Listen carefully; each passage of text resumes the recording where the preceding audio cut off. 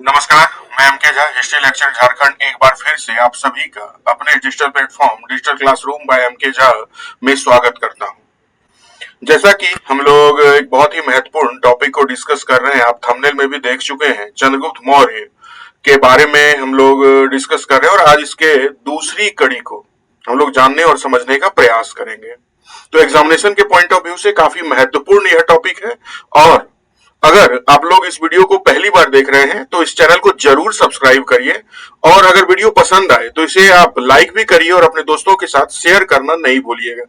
तो चलिए सीधा हम लोग टॉपिक पर आते हैं और कुछ महत्वपूर्ण फैक्ट एंड फिगर जो चंद्रगुप्त मौर्य से संबंधित है। पहले खंड की अगर हम लोग बात करें तो इसके पहले खंड में मैंने आपको बतलाया था कि किस तरह से चंद्रगुप्त मौर्य मगध की सत्ता पर काबिज हुए और वहां से लेकर के हम लोगों ने डिस्कस किया था सेल्यूकस निकेटर और चंद्रगुप्त मौर्य के मध्य हुए युद्ध के बारे में जो 305 ईसा पूर्व में लड़ा गया था। आज हम लोग चंद्रगुप्त मौर्य से संबंधित कुछ और महत्वपूर्ण फैक्ट एंड फिगर को कंटिन्यू करेंगे। तो अपने आप में काफी महत्वपूर्ण रहने वाला है यह वीडियो। इस वीडियो को आप पूरा जरूर देखिएगा क्योंकि मैं बार बार कह रहा हूं कि यह आपकी तैयारी को बहुत ही बेहतर बनाने में काफी मददगार होगा। तो चलिए सीधा टॉपिक पर आते हैं और कुछ महत्वपूर्ण fact and figure Chandragupta Maurya से संबंधित आपके साथ साझा करते हैं। तो सबसे पहला और इंपॉर्टेंट जो फैक्ट आप जैसा स्क्रीन पर देख रहे हैं कि चंद्रगुप्त मौर्य का जन्म किस स्थिति में हुआ था, किस तरह से हुआ था, इसे बतलाने का प्रयास किया गया है। इसमें दो महत्वपूर्ण विद्वानों का नाम लिया जा सकता है, एक ढूंढीराज और श्रीधर स्वामी। इन्होंने चंद्रगुप्त मौर्य को मुरा नामक महिला से उत्पन्न बताया गया है। तो एग्जामिनेशन के पॉइंट ऑफ व्यू से काफी महत्वपूर्ण यह क्वेश्चन है कि चंद्रगुप्त मौर्य का संबंध मुरा नामक महिला के साथ स्थापित किस लेखक के द्वारा किया गया है, किस विद्वान के द्वारा किया गया है। तो ढूंढीराज और श्रीधर स्वामी का नाम इसमें लिया जा सकता है। अगले महत्वपूर्ण फैक्ट की और हम लोग बात करें तो बौद्ध ग्रंथ महान परिनिब्बान सूत्र में मौर्यों को पिपली वन के क्षत्रिय बताए गए हैं। जैसा कि मैंने आपको बताया कि जो बौद्ध और जैन साहित्य है इसमें मौर्यों को क्षत्रिय रूप में बतलाया गया है, क्षत्रिय वंश में स्थापित करने का प्रयास किया गया है। तो एक बहुत ही महत्वपूर्ण ग्रंथ है महापरिनिर्वाण सूत्र या पाली भाषा में उसे कहें महापरिनिब्बान सूत्र, जिसमें मौर्यों को पिपली वन के क्षत्रिय वंश का बताया गया है। जब चाणक्य चंद्रगुप्त मौर्य से मिला था तब वह राज कीलम खेल में व्यस्त था। यह भी एक बहुत ही महत्वपूर्ण और पॉपुलर फैक्ट है। जैसा कि आप सबको पता है, बहुत बार यह प्रश्न पूछा गया है कि जब चाणक्य और चंद्रगुप्त मौर्य की मुलाकात हुई थी तो वो कौन से खेल खेल रहा था, तो उस खेल का नाम था राज कीलम, जो एग्जामिनेशन के पॉइंट ऑफ व्यू से काफी महत्वपूर्ण है। बार बार अलग अलग एग्जामिनेशन में इनसे सवाल पूछे गए हैं। चलिए अगले फैक्ट की ओर चलते हैं। देखिए, पतंजलि के महाभाष्य में चंद्रगुप्त मौर्य की राजसभा का उल्लेख हम लोगों को मिलता है। पतंजलि ने भी अपने ग्रंथ में चंद्रगुप्त मौर्य का उल्लेख किया है। जैसा कि आप सबको पता होगा कि पतंजलि पुष्यमित्र शुंग के प्रधान पुरोहित थे और इन्होंने अष्टाध्यायी पर एक बहुत ही जबरदस्त भाष्य लिखा है जिसे महाभाष्य के नाम से जाना जाता है। चलिए अगले प्रश्न की ओर चलते हैं। अगला फैक्ट है हमारा कि महावंश के अनुसार कौटिल्य ने चंद्रगुप्त मौर्य को जम्बू द्वीप अर्थात भारत का शासक सकल जम्बू द्वीप स्वामी बताया है या बनाया है ना। तो कौटिल्य जिसकी सहायता से चंद्रगुप्त मौर्य मगध की गद्दी पर आसीन हुआ था। तो महावंश एक बहुत ही महत्वपूर्ण बौद्ध ग्रंथ है जो श्रीलंका का बौद्ध ग्रंथ है। आपको पता होगा श्रीलंका के दो महत्वपूर्ण ग्रंथों का उल्लेख बार बार आता है, दीपवंश और महावंश। तो महावंश ग्रंथ में यह बतलाया गया है कि कौटिल्य ने किस तरह से अपनी कूटनीति का प्रयोग करके चंद्रगुप्त मौर्य को जम्बू द्वीप अर्थात संपूर्ण भारतवर्ष या भारतीय उपमहाद्वीप का शासक बना दिया। चलिए अगले फैक्ट की ओर चलते हैं। अगला फैक्ट क्या है कि चंद्रगुप्त मौर्य का प्रथम आक्रमण मगध पर था जो असफल हुआ था। इसकी जानकारी हमें किस ग्रंथ से मिलती है, तो महाबोधि वंश में वर्णित है। एक बहुत ही महत्वपूर्ण बौद्ध ग्रंथ महाबोधि वंश, जिसमें हमें यह जानकारी मिलता है कि जब चंद्रगुप्त मौर्य ने प्रथम बार मगध पर आक्रमण किया तो वह असफल रहा था। अगला इंपॉर्टेंट फैक्ट है कि पंजाब विजय और मगध पर आक्रमण कर, है ना, नंद वंश का अंत करने की जानकारी महावंश की टीका वनसत प्रकाशनी से मिलती है। इस तरह के अलग अलग फैक्ट्स एग्जामिनेशन के पॉइंट ऑफ व्यू से महत्वपूर्ण हो जाता है। तो पहला क्या हम लोगों ने फैक्ट देखा कि किस तरह से जब चंद्रगुप्त मौर्य ने प्रथम बार मगध पर आक्रमण किया और वह असफल रहा, तो इसकी जानकारी हमें मिलती है बौद्ध ग्रंथ महाबोधि वंश से। वहीं अगर हम लोग बात करें पंजाब विजय और मगध पर आक्रमण करके जो नंद वंश का अंत कर दिया, इसकी जानकारी हमें एक और महत्वपूर्ण बौद्ध ग्रंथ ही है जिसका नाम है वनसत प्रकाशनी। इस ग्रंथ में हमें मौर्यों के मगध विजय की संपूर्ण जानकारी प्राप्त होती है। चलिए अगले फैक्ट की ओर आगे बढ़ते हैं। तो क्या कह रहा है कि नंद वंश के विरुद्ध रक्तपात से भरे युद्ध का वर्णन हमें मिलिंद पन्नों से मिलता है।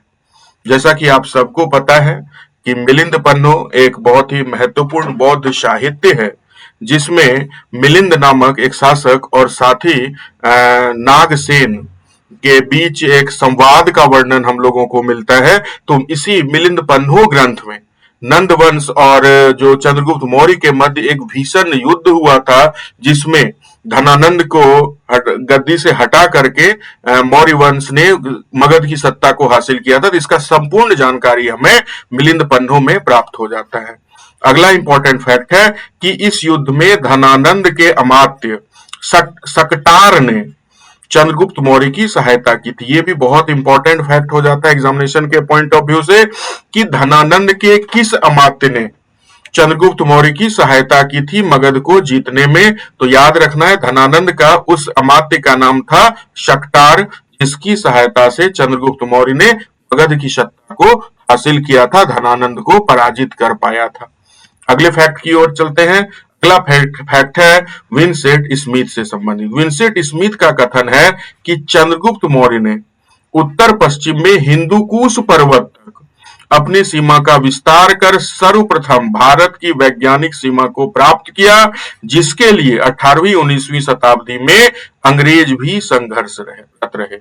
ये बहुत ही इंपॉर्टेंट फैक्ट है। विंसेंट स्मिथ जो आधुनिक काल के एक बहुत ही महत्वपूर्ण ऑथर हुए थे और आप कह सकते हो जिन्होंने मौर्यों से संबंधित या प्राचीन भारत पर बहुत सारे अलग अलग रिसर्च किए हैं, और उन्होंने यह बतलाया है कि चंद्रगुप्त मौर्य ने उस भारतीय उपमहाद्वीप पर शासन किया, इतने विशाल भारतीय उपमहाद्वीप पर शासन किया जो शायद बाद के किसी भी शासक के लिए उतने विशाल क्षेत्र पर शासन करना संभव नहीं हुआ, चाहे वो सम्राट अकबर ही क्यों ना हो या फिर अंग्रेज, है ना। इन्होंने उत्तर पश्चिम की जो भारत की भारतीय उपमहाद्वीप की भौगोलिक सीमा है हिंदुकुश पर्वतमाला, उस हिंदुकुश पर्वतमाला तक अपनी सीमा का संपूर्ण विस्तार कर लिया था।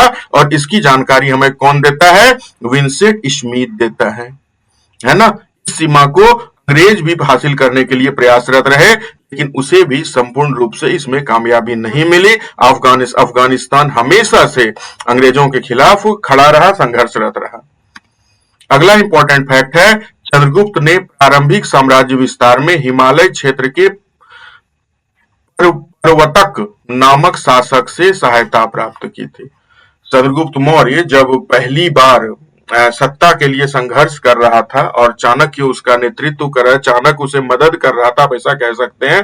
तो हिमालय क्षेत्र पर जब वह कह सकते हो हिमालय क्षेत्र में जब वो हिमालय क्षेत्र को जब जीतने का प्रयास कर रहा था, या पंजाब के प्रांत को जब वह जीतने का प्रयास कर रहा था, तो उस वक्त कह सकते हो कश्मीर के क्षेत्र का या हिमालयी क्षेत्र का एक शासक था जिसका नाम था पर्वतक, जिसने चंद्रगुप्त मौर्य को सहायता दिया था उसके शुरुआती दिनों में जब वह सत्ता को हासिल करने का प्रयास कर रहा था। अगला इंपॉर्टेंट फैक्ट है दक्षिण में उसका साम्राज्य मैसूर तक फैला हुआ था। दक्षिण भारत में उसके साम्राज्य का जो विस्तार था वो कहां तक था? मैसूर तक था। देखिए अगला इंपॉर्टेंट फैक्ट है, अब उसके संन्यास से संबंधित फैक्ट है। जैसा कि आप सबको पता है कि चंद्रगुप्त मौर्य ने अपने अंतिम समय में राज सत्ता को त्याग दिया था, राज सिंहासन को त्याग दिया था, अपने पुत्र को सत्ता सौंप करके वो जैन धर्म अपना लिया था।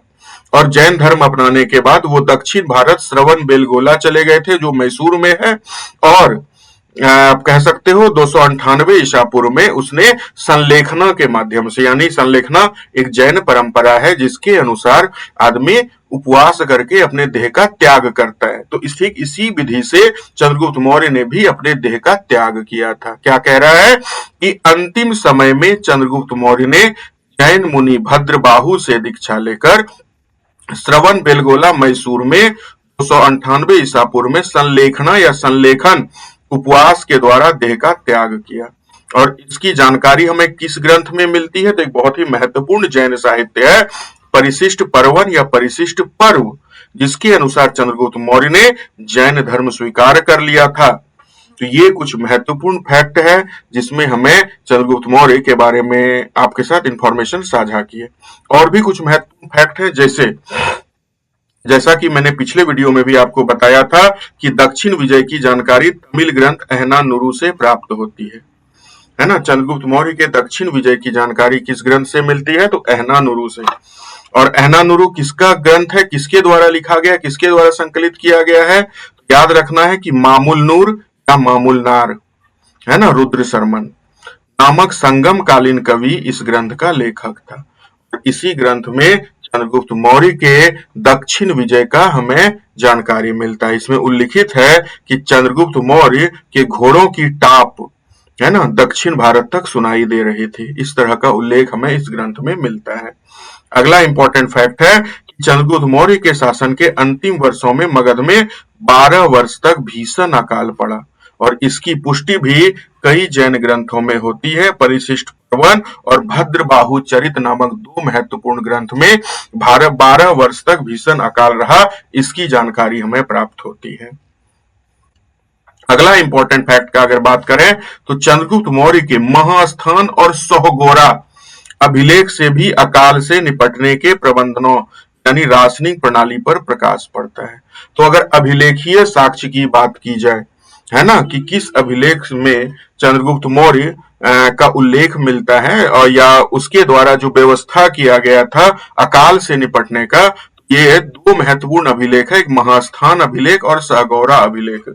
इन दोनों में जो 12 वर्ष तक वहां अकाल पड़ा था पाटलिपुत्र में, उससे निपटने की व्यवस्था थी और इसमें चंद्रगुप्त मौर्य ने राशनिंग प्रणाली का उपयोग किया था। महास्थान अभिलेख से चंद्रगुप्त की बंगाल विजय की पुष्टि होती है। चूंकि महास्थान बंगाल में है, इसीलिए महास्थान अभिलेख से यह भी पता चलता है कि चंद्रगुप्त मौर्य ने बंगाल को भी जीता था। चलिए अगले फैक्ट की ओर चलते हैं। अगला फैक्ट क्या कह रहा है? महास्थान अभिलेख में काकिनी नामक मुद्रा का उल्लेख मिलता है। तो ये भी इंपॉर्टेंट फैक्ट है कि काकिनी नामक मुद्रा का उल्लेख किस अभिलेख में मिलता है? तो चंद्रगुप्त मौर्य का ही एक महास्थान अभिलेख है जिसमें ये बाद का अभिलेख है, लेकिन महास्थान अभिलेख में काकनी नामक एक मुद्रा का उल्लेख हमें प्राप्त होता है। अगला फैक्ट क्या कह रहा है? चंद्रगुप्त मौर्य के सौराष्ट्र के गवर्नर सौराष्ट्र जिसे वो राष्ट्रीय भी कहा जाता था, तो सौराष्ट्र का गवर्नर या राष्ट्रीय का गवर्नर पुष्यगुप्त वैश्य ने इतिहास के प्रसिद्ध सुदर्शन झील का निर्माण कराया था। ये चंद्रगुप्त मौर्य का ही गवर्नर था सौराष्ट्र का, जो आज वर्तमान जूनागढ़ के क्षेत्र में पड़ता है, जैसा आप सबको ये पता होगा ये फैक्ट। और सुदर्शन झील के बगल में एक बहुत ही महत्वपूर्ण अभिलेख है जो जूनागढ़ अभिलेख के नाम से जाना जाता है, और यह चंद्रगुप्त मौर्य का प्रथम अभिलेखीय साक्ष्य देता है, चंद्रगुप्त मौर्य का प्रथम उल्लेख करता है ना।